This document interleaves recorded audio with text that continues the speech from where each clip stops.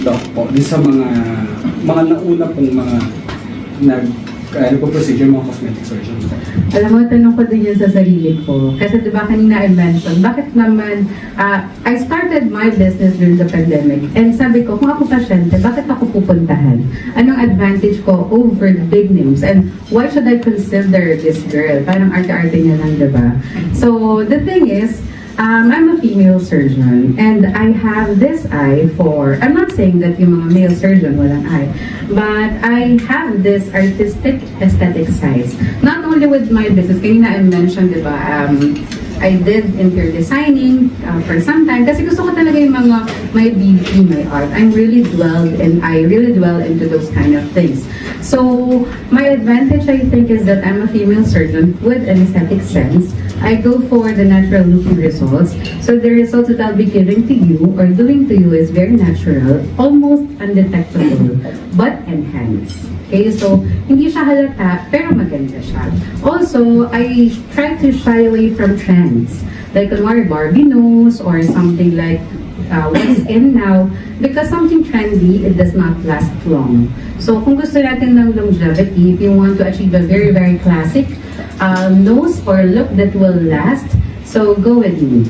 Also, I think my techniques are actually a combination of those you mentioned na parang the ones established in the industry. So actually, they were my mentors. So, syempre ako as a student before, matututo din ako dun sa mga galing sa Sanina. So actually, we are in a big community. So magkakakilala lang kami. I'm not telling na mas magaling ako, but the way I tell it to my patient is that I will take care of you. Second question po, how would you react po kapag yung mga nose na, yung parang yung tawag natin na lumabot? Botch. So, sabi ko nga, kunwari, galing man sa akin or galing sa ibang doktor, I tell my patients, walang surgeon na intended na sirain yung ilong mo or not only with the nose, but walang surgeon or doctor na gustong sirain yung mukha mo. Okay? Pero, pag sinabi din ng pasyente na ito, doc, wala siyang complication, mean kasi wala din siyang patients. Okay? So you cannot be a surgeon without having any complication. So it's part of learning. So I tell my patient, you're gonna take a look on the amount or gaano karami yung naging watch niya. So kung out of the 100, 17 nagawa niya, maybe there's something wrong. But if out of the 100, just 5 or less than 10, I think good rate pa din yun or good census pa din yun.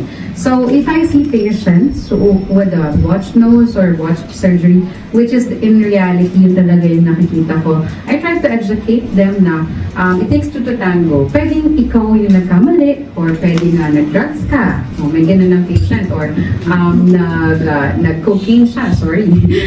After the procedure, of course, magkakaroon siya ng problem. You cannot really blame it on the doctor. So these things I try to discuss in my page or in my social media accounts because I always tell my patient it takes two to tango. So if you're gonna do what you need to do during the healing process, you take care of yourself, I'm sure na magiging maganda din yung healing mo. And of course, syempre yung surgeon, dapat gagalingan na din yung procedure.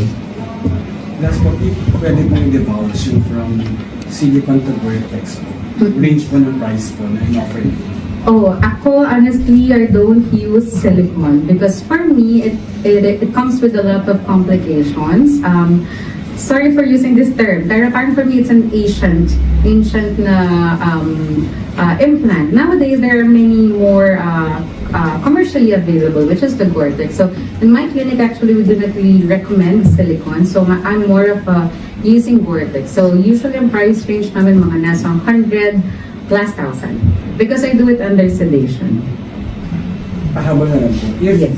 Pwede po kayo magpanggil. Kahit credentials po ng influencers or showbiz personalities. So Nakawakan niyo po. meron naman, you can see it on my social media accounts. Yung mostly there are beauty influencers and lifestyle influencers. So I'm not gonna name names. Meron din mga news anchor actually. So but you'll see them in my account. Thank you po. Thank you. Thank you.